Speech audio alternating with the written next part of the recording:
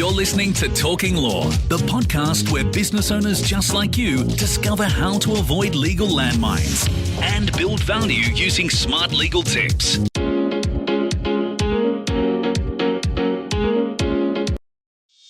Hi, it's Joanna Oakey here and welcome back to Talking Law, a podcast proudly brought to you by our commercial legal practice, Aspect Legal.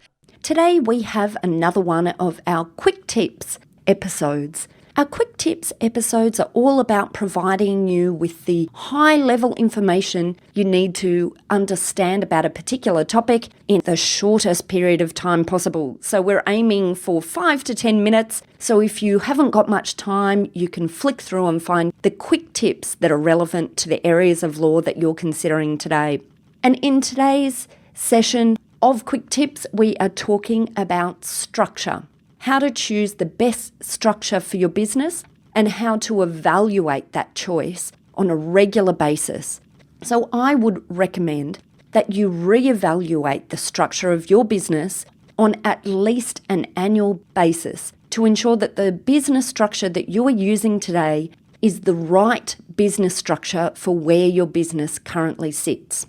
So in a very simple, short manner, I'll quickly explain the different types of business structures that you can have in place and then the considerations that you should be going through each year to ensure that that structure is the right fit for you where your business is today.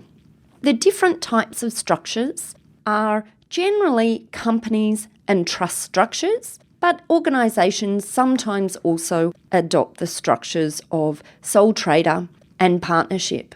Now, we're not going to talk much about sole traders and partnerships. We're going to focus mostly on the areas of companies and trusts. But suffice to say, if you are engaged in a business in which you are a sole trader or which you are in a partnership based on your own personal capacity, i.e. you don't have a company or a trust interlaid somehow in that partnership, you need to be aware that risk from that business model comes right back to you personally and your personal assets. So usually if you're in either of those types of entities, when you hit a particular milestone in your business from an economic or risk perspective, you should be looking to move really as quickly as possible into either a company or a trust structure. And so then, on the basis that most of our clients and our listeners are likely to be in company and trust structures or a combination of the two, let's look at what the elements are that are different between these two different types of structures.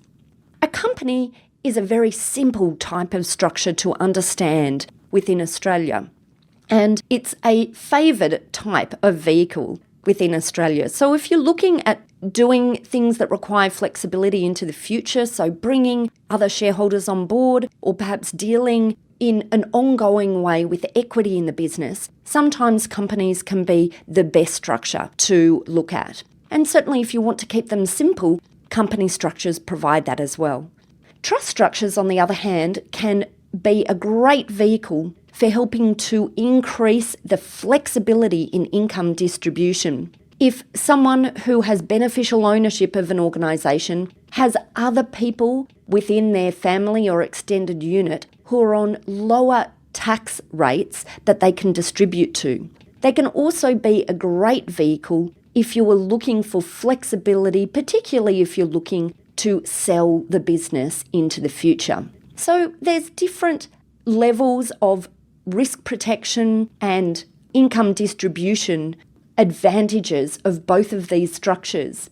And what the right structure is for you and your business depends on your approach to risk mitigation and how much risk is sitting in your organisation and income distribution. So these are the top two considerations when you're considering whether or not your business structure is correct today and for where your business might be into the future. That's asset protection and income distribution or tax minimisation. Now, if you are already in a company or trust structure, the next elements that you should be reviewing each year are whether or not the number of entities that you have within your corporate group are the ideal number for where you sit at the moment. Now, some organisations we see have a far greater complexity in the level of structure, i.e. the number of entities that they have and are dealing with, than is necessary for the type of business that they're dealing in.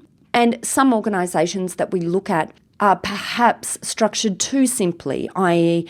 they haven't been able to take advantage of some opportunities that might be sitting there if they were to separate out different areas of their business. So once again, the considerations when you're looking at whether or not you have the right number of entities within your corporate group is whether or not the assets within any one of those entities are properly protected, or are they overly exposed to liabilities that might sit within the same entity, number one.